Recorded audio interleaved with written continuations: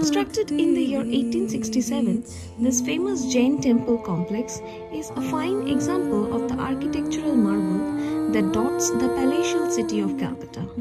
The complex has 4 temples, each having its own signature style of architecture. From beautiful glasswork on the entire facade of the temple to imported chandeliers, lion statues, mirrors from all over Europe, you will also find Nathmodhi style entrance.